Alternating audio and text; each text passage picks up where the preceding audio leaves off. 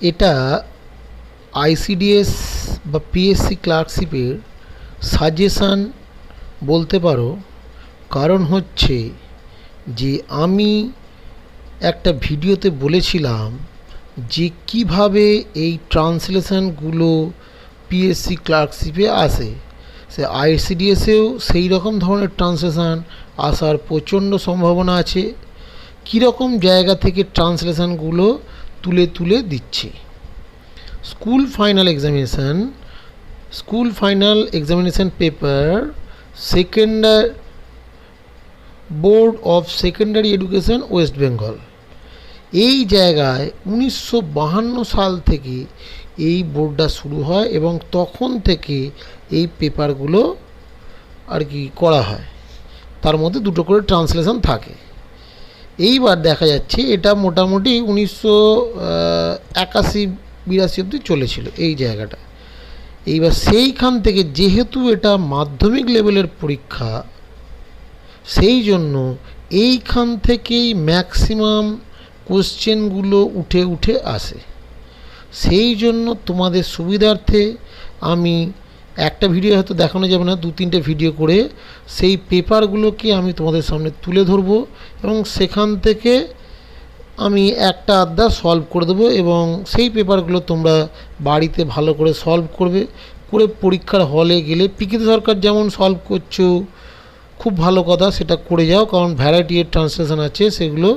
কিন্তু এইখান থেকে কিন্তু ম্যাক্সিমামটা আসার চান্স আছে। কারণ আমি যে ওই দেখিয়েছি যে জায়গাটা, দেখো এই জায়গাটা মন দিয়ে দেখো, এই জায়গাটায় এই ভিডিওটাতে, এই যে ভিডিওটা থাম্বনেল দেখতে পাচ্ছ, এই ভিডিওটাতে দেখো একবার চালিয়ে দেখে নাও কীভাবে এসছে পিএসসি ট্রান্সলেশনগুলো। আমি এটা এক্সপ্লেন করেছি, ঠিক আছে। এবার আর একটা পেপার দেখাচ্ছি, দেখো আগেরটা ছিল 1952 সালের পেপার, এটা 1953 সালের। পৃথিবীর কোনো কোনো অংশে একজাতীয় বানরেরা এক কৌতুককর উপায়ে ছোট ছোট নদী পার হয়। উহারা নদীর কিনারায় একটি উচ্চ বৃক্ষ বাছিয়া লয়। ওই বৃক্ষের শাখা হইতে উহারা পরস্পরের হাত পা ধরাধরি করিয়া একটি শিকলের ন্যায় ঝুলিয়া পড়ে ও দোল খাইতে থাকে। এরূপ দোল খাইতে খাইতে ওই শিকলের সর্বনিম্নস্থ বানর অপ্রতিরস্থ একটি বৃক্ষের শাখা ধরিয়া ফেলে।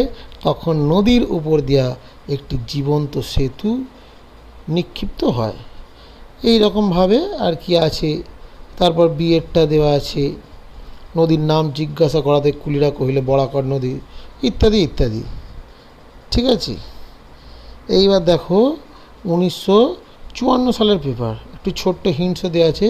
এই পেপারগুলোকে আমাকে বিভিন্ন জায়গা থেকে জোগাড় করতে হয়েছে এবং কালেকশন করতে হয়েছে, যথেষ্ট ঝামেলার কাজ এটা।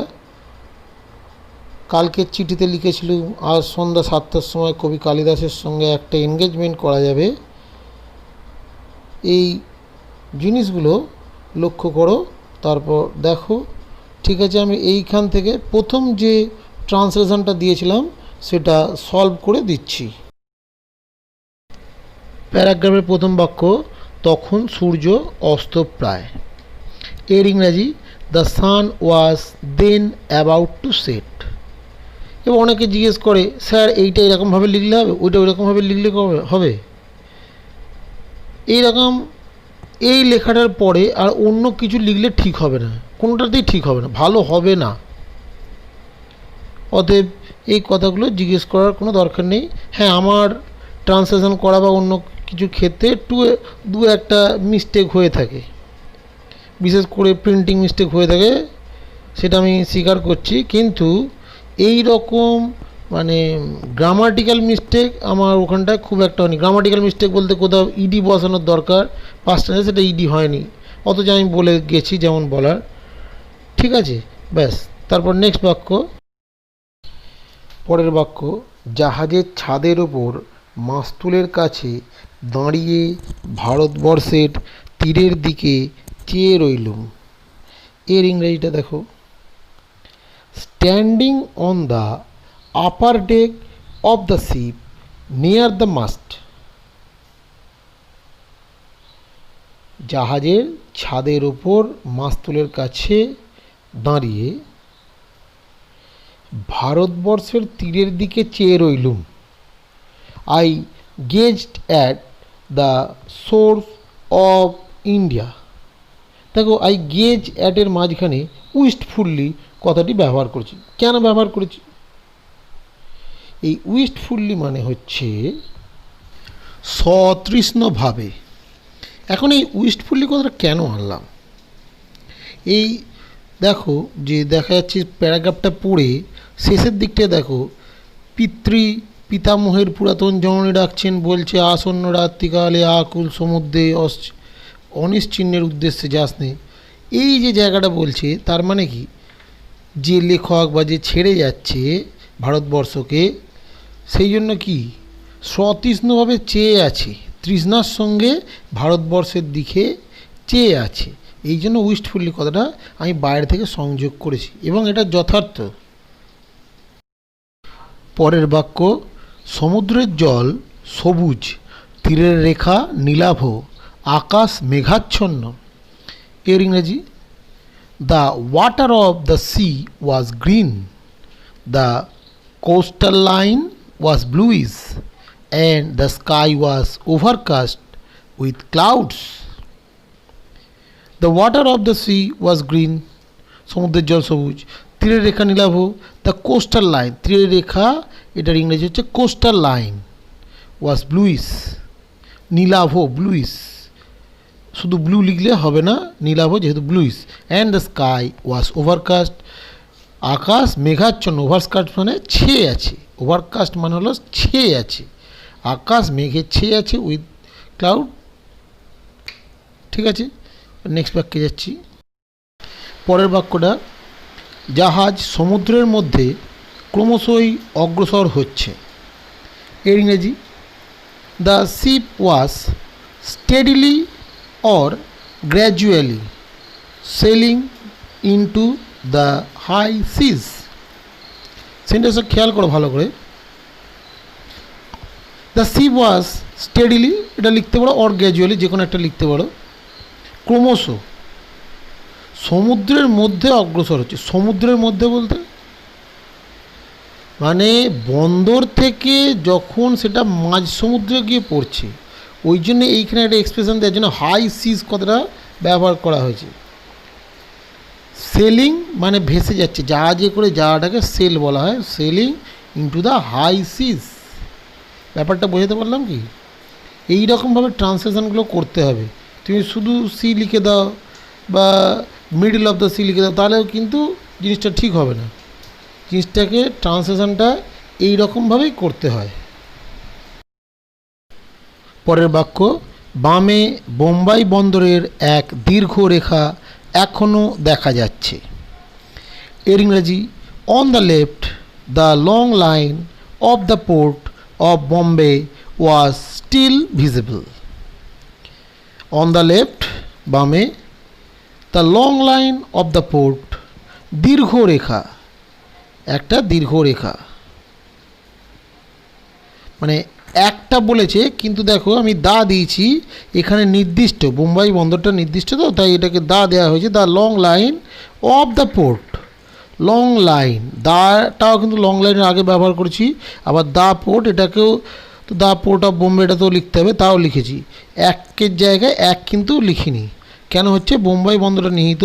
যেমন তোমরা যদি বলো ম্যান অফ দ্য ম্যাচ, আমরা অনেকে ইউজ করি, কিন্তু ক্রিকেট খেলায় Sachin Tendulkar man of the match হয়েছে, Virat Kohli man of the match হয়েছে, the man of the match এইরকমভাবে লিখতে হয়। ঠিক আছে, তাই জন্য এইটাকেও ওই প্যাটার্নেই যদি ধরে নাও, the long line of the port of Bombay was still visible, এখনও দেখা যাচ্ছে, ওয়াজ স্টিল ভিজিবল। নাওটা দেওয়ার দরকার নেই, ঠিক আছে, ওয়াজ স্টিল ভিজিবল মানে এখনও দেখা যাচ্ছে। বোঝা গেল বাক্যটা? পরের বাক্যে দেখছি। দেখে মনে হলো আমাদের পিতামহের পুরাতন জননী ডাকছেন, বলছেন। এর ইংরেজিটা দেখো, I saw it and it seemed to me that the ancient mother of my forefathers was calling me and saying, অ্যানসিয়েন্টের জায়গায় ওল্ড লিখতেও পারো, তাতে কোনো অসুবিধে নেই। I saw it, it seemed to me, মানে আমি দেখলাম এবং ইহা মনে হলো, আমি দেখলাম ইহা এবং ইহা মনে হলো। I saw it and it seemed to me that the ancient mother, পুরাতন মা আর কি, পুরাতন জননী বা পুরাতন মা, of my forefathers, আমার পিতৃপিতামহের, forefather মানে হচ্ছে পিতৃপিতামহ, was calling, ডাকছেন, and বলছেন, calling me and saying। আসন্ন রাত্রিকালে অকুল সমুদ্রে অনিশ্চিতের উদ্দেশ্যে যাস নে, এখনো ফিরে আয়। এর ইংরেজি, do not go in quest of the unknown in the boundless ocean at the impending night, there is yet time to come back. Do not go in quest of the unknown, যাস না, do not গো, যেও না বা যাস না, in quest of, সন্ধানে, Quest of সবসময় কোয়েস্টের পর অফ বসে, সন্ধানে, অফ দ্য আননোন, অচেনা অপরিচিতি, ইন দ্য বাউন্ডলেস ওশিয়ান, অকুল সমুদ্রে, অকুল সমুদ্রে, at the impending night, impending মানে আসন্ন, আসন্ন রাত্রি, কোনো কিছু আসন্ন হলে আসন্ন বললে ইম্পেন্ডিং নাইট। এখনো ফিরে আয়, there is yet time to come back, there is yet time, এখনো সময় আছে, টু কাম ব্যাক, ফিরে আসার। সেন্টেন্সগুলোকে এইভাবে ফর্ম করো। ভিডিওটা ভালো লাগলে অবশ্যই লাইক, সাবস্ক্রাইব, শেয়ার, কমেন্ট করবে। আর আমার হোয়াটসঅ্যাপ নাম্বার হলো 8240899603। শেষ বাক্যটা দেখে নাও, শেষ বাক্যটা দেখে নাও। ক্রমে বন্দর ছাড়িয়ে গেলুম। এর ইংরেজি, gradually I passed out of the port. Gradually ক্রমে বা ক্রমশ, I passed out of the port, বন্দর ছাড়িয়ে গেলাম। ধন্যবাদ।